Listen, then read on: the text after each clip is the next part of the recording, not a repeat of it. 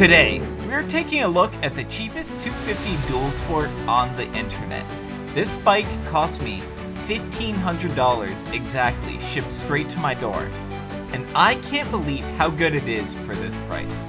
Let me show you exactly how I got this bike and what it will take to get it assembled, and then we'll get it out on the road and take it for its first ride. First, I have to free it from this packaging. Hopefully it doesn't get rained on. I have to say, the packaging on this bike was superb, and none of the parts came in damaged at all. After removing the cardboard layer, you can see that everything is individually wrapped to protect all of the components of the bike. As you can see, this thing comes very well packaged.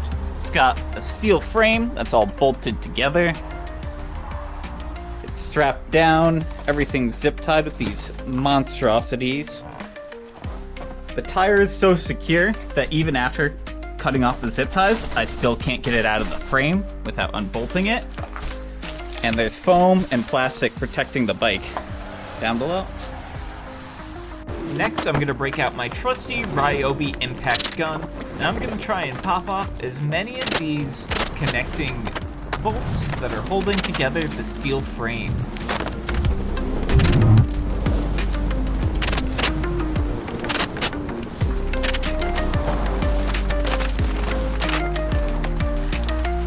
Front wheel with brake attached, brake rotor.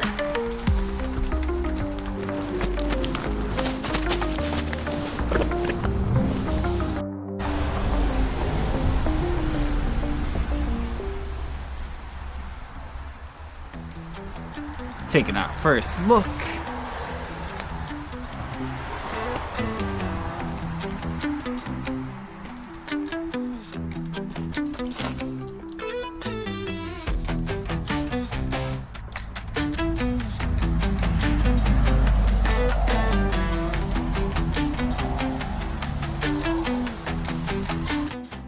Alright, yesterday we took this thing out of the box and we got our first look at it.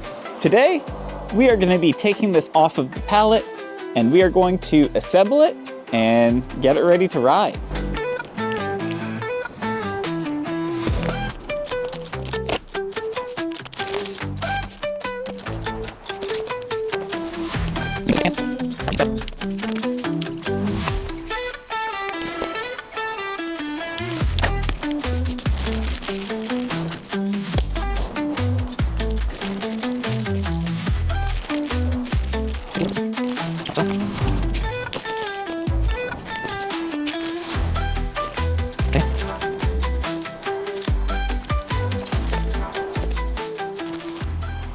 Next, we're opening up these accessory boxes that came with the bike. Looks like we got the foam to go over the bar, which is cut. We've got the handlebar mounts. Looks like we got some grease, instruction book.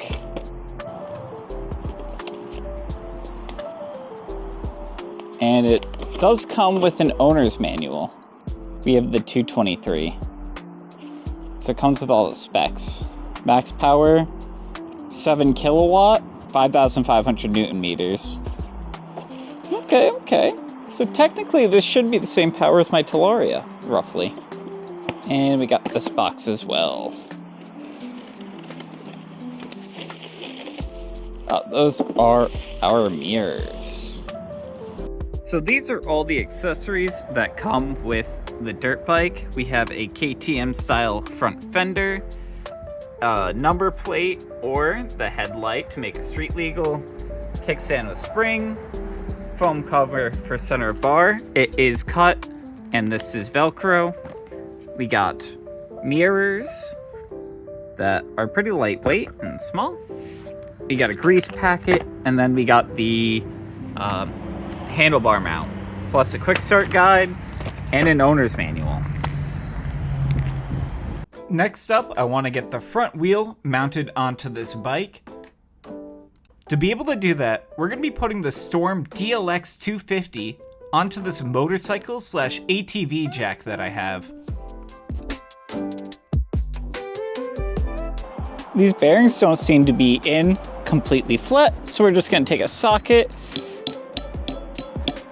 and make sure these are seated correctly. We'll do the same to this side. The next thing we're going to be doing is attaching the front wheel to here.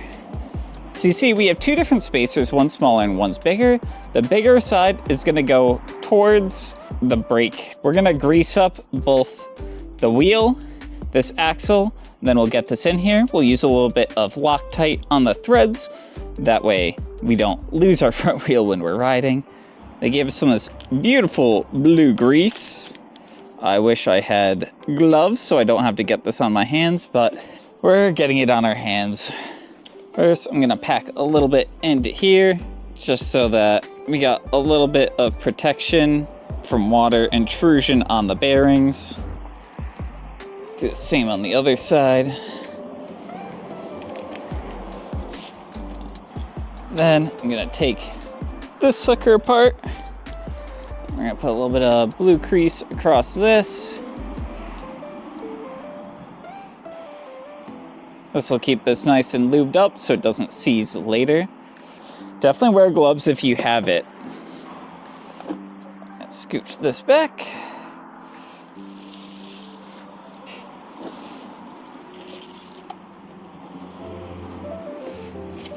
Oh, actually, I forgot. We're gonna take this back off real quick. We're gonna spray off the brake disc with some brake cleaner. These parts usually have shipping grease on it.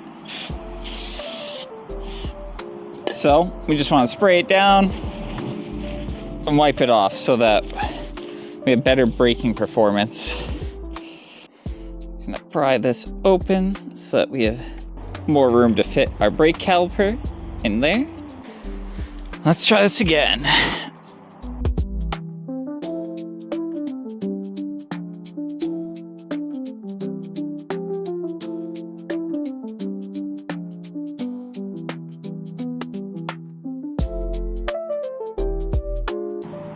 Well, I don't know why, but my camera just stopped recording when I was putting that on, but we have the front wheel on the bike. We just have to Loctite that and line up with our caliper in the back so that we can actually stop.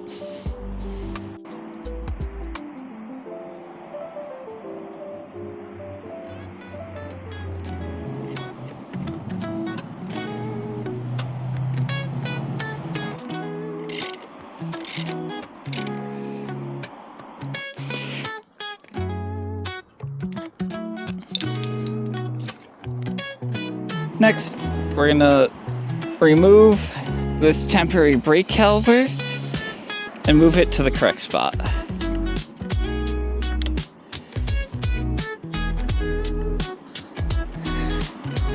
Remember to Loctite all of your bolts while assembling these bikes. The last thing you want to do is lose hardware while we're riding.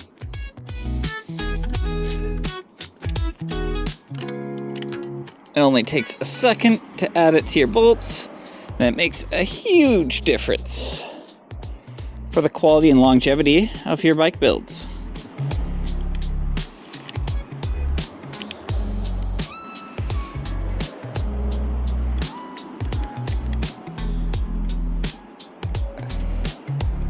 The next thing we're going to do is we're going to hook up this linkage to the back suspension. Let's try going up just a little bit more.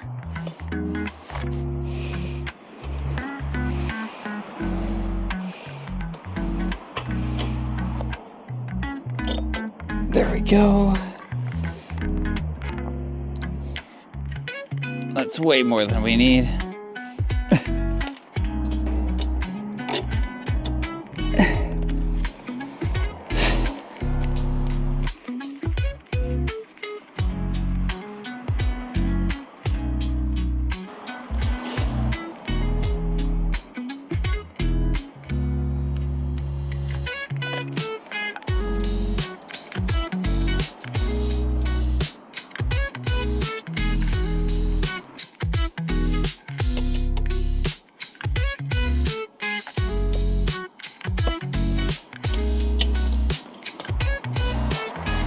So this bike gives you a couple different options. You'll need one bolt on each side to get these mounted on that. We're gonna try the forwardmost position.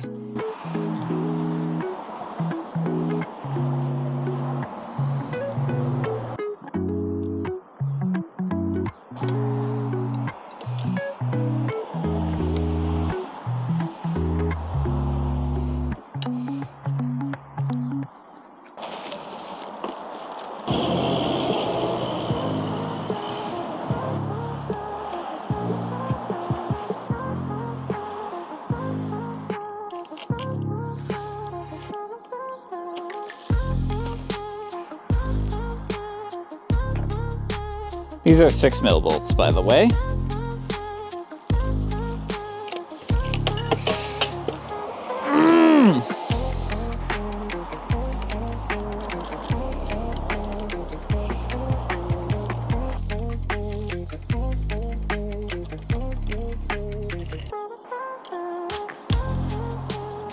Next, we're going to be adding the kickstand to this bike. First, I'm going to cut the spring off of this. After struggling with this kickstand for many minutes, I finally got it on. And it seems to be pretty secure. Cool. On to the next thing. Well, I forgot to put the key, which is supposed to go just like that. So let's do that real quick.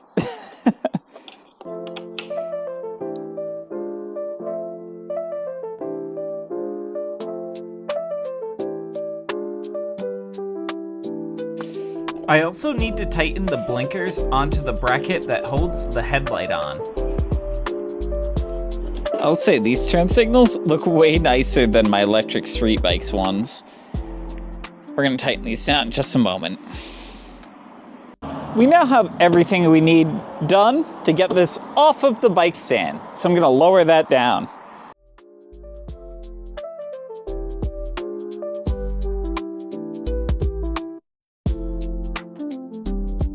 Now I just have to connect all of the wires in the front of the bike. This is fairly easy. You kind of just match up the plugs to the corresponding ones. Each one is different, so you can't really plug the wrong thing into the wrong one. This next part was a little annoying because you have to push all of these wires up into the top so that the headlight physically fits inside of there, and it takes a little bit of finagling before you get it so it fits in perfect.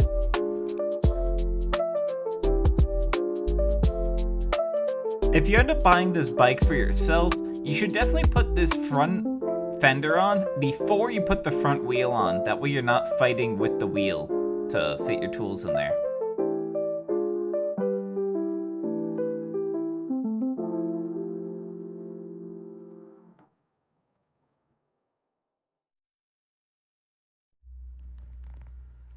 I do briefly want to talk about the dash of this bike. It is a nice digital gauge that has a neutral light, as well as an RPM gauge with a 10,000 RPM red line, your battery voltage, your speedometer, which is configurable to miles per hour or kph, as well as your odometer and trip odometer. This bike also comes with an MCO that says motorcycle, not off-road motorcycle, so it makes it easier to register. I will have a video coming up after this showing exactly what I had to do to make this street legal. It came close, but it did need some modification. And now we're going to be doing an oil change on this bike. You just have to take this plug out. These bikes usually come with shipping oil, and you don't want to run that inside of the engine as you ride it. So we are just going to undo that. Then we're going to be filling it back up with this Valvoline 10W40. This has wet clutch protection, which this bike has. If you use normal oil for a car, it will not work correctly because you have friction modifiers that will make it so that you probably will burn out your clutch quickly if you use that oil. This is a 15/16 socket, so let's just loosen this up.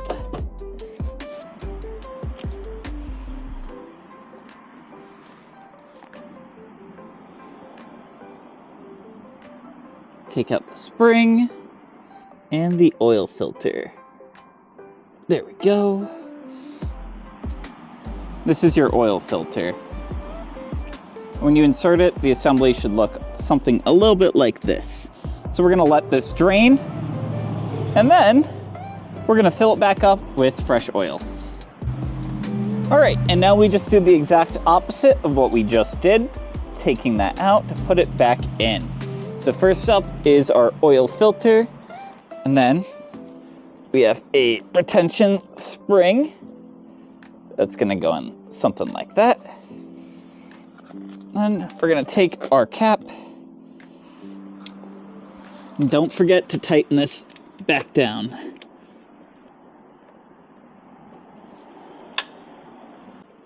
Next, we come around to the other side of the bike, and we unscrew the oil fill. This is also our dipstick.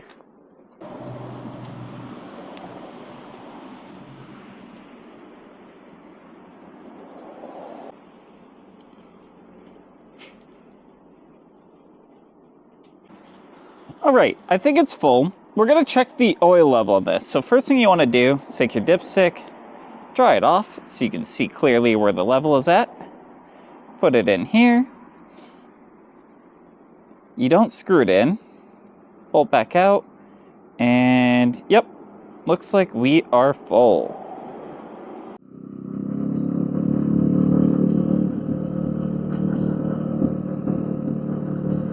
I think this thing's running a little lean. You can hear from the popping of the exhaust.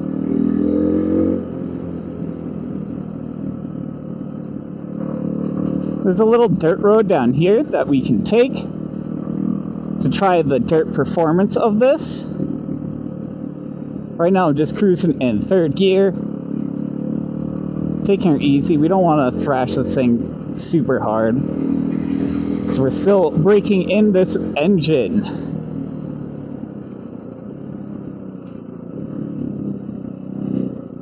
I'm going to keep it in second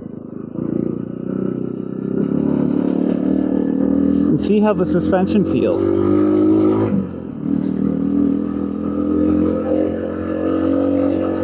You're not really going to be sitting on this kind of terrain. The seat is very hard. This thing feels super planted, and the suspension feels decent.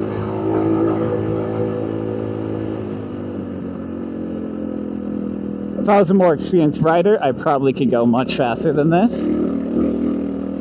Getting uphill seems to be no problem whatsoever on this thing, not bogging down really at all, despite being in gear 3. Yeah, I could definitely go faster through here, but we're gonna err on the side of caution because things are still frozen around here.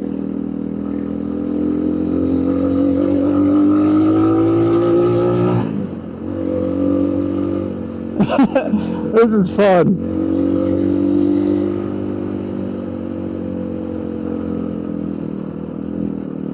Kick it down a gear mid-climb. We're getting the hang of it. See, I know how to shift gears. I've just never done it on a bike really before.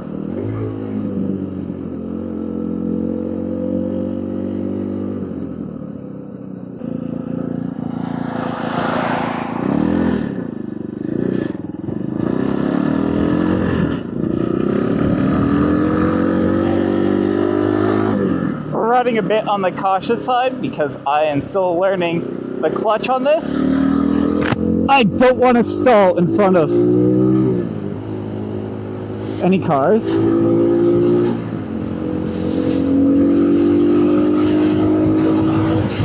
Yeah, this thing's not slow. We're easily doing 40 and we're in gear 5. We're sitting at like 4,000 RPM doing 30 miles an hour in gear 5. I have no doubt that this bike probably can do more than 60 miles an hour, but we're not figuring that out today. Today we are just going out for an initial ride. Sweet.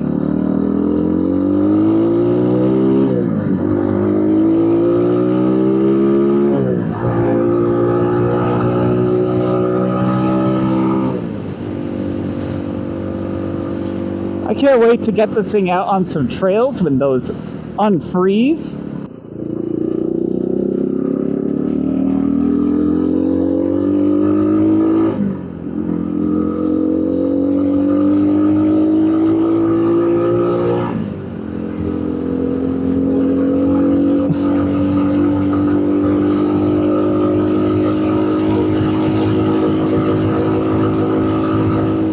This bike feels very fun. It's got plenty of power. For $1,500, dude. I keep forgetting the price of this bike. This bike is insane at this value. Like, I haven't gotten out on a trail yet, so I don't know how good the suspension is, but honestly, this engine feels pretty smooth and powerful. The gearbox feels good, the clutch feels good. The throttle has a little bit of a dead spot, I feel like, but I also probably can adjust that to be a little bit better. Again, this is really my first actual ride on this thing. We're still learning all the ins and outs about this bike. Initial impressions, what's good about this bike? The power, this transmission feels good. I really like this display. I like how it shows me what gears I'm in. The engine sound, not the best sounding bike I've ever heard, but it doesn't sound terrible. It's small. These stock mirrors actually give me absolutely great vision. As a beginner, I don't want to spend a fortune on my first bike.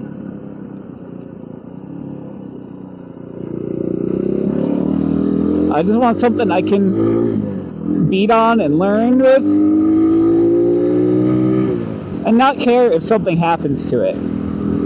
Because at the end of the day, I don't want to spend the $5,000 on a brand new bike just to learn and dump and do that. This is such an easy bike to learn with. It's lightweight, it's small, it's got great power to weight. Plus, it was shipped straight to my door. I didn't have to deal with any dealerships or anything like that. I'll link down below where I bought this bike. I'll also link some Amazon links. I don't think that they have this specific model. They have this 150cc engine. It's a slightly different bike, basically the same. And then they have the Templar, which is a slightly larger engine and a slightly larger bike. I'll link those down below. The great thing about gas bikes is you don't have to worry about range, because if need be, I can go to a gas station and fill up with normal fuel.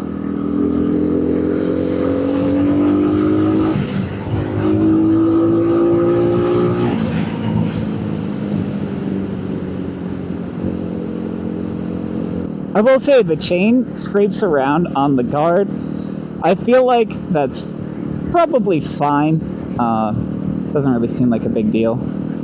Overall, what do I think of this on the very first ride? I really like it. Again, I've never ridden a gas bike with a clutch and gears and stuff, so I don't have anything to compare it to.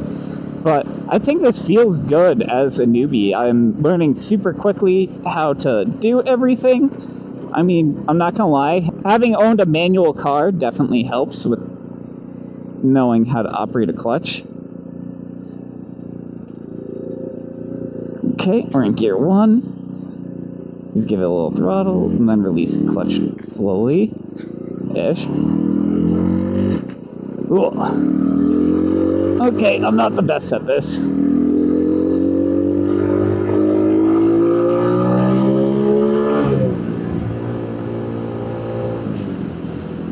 Definitely an electric bike is easier to ride initially because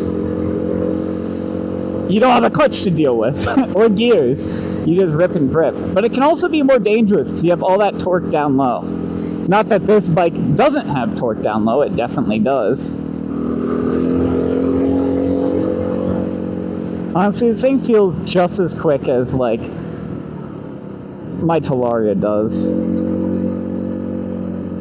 If not faster. And it's half the price. This is $1,500 shipped to your door, while my Talaria was much more than that. I think that's $3,150 before shipping. I think I paid about $3,400 all said and done for my Talaria XXX. Never mind the mods to make it more comfortable. This already has high-rise handlebars on it. The only thing that I really know, the first thing I'm probably going to upgrade on this bike is the seat. It is rock hard. So if I want to go out, you know, longer distance rides with this, not necessarily just all dirt, but on road too, I'm probably going to want to upgrade that. I've already done that once on this channel for my Razor. This is just a bigger seat. The same techniques will apply to this. And that's something that's probably coming soon on my channel.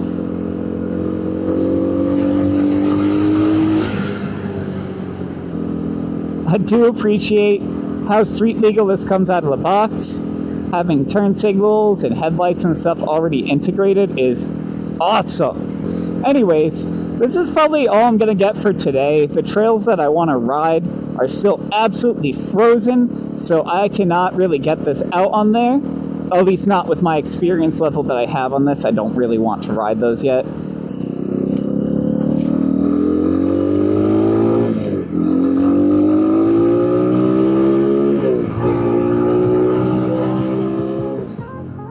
For $1,500, I don't think you could do any better than the Storm DLX 250 by XPRO.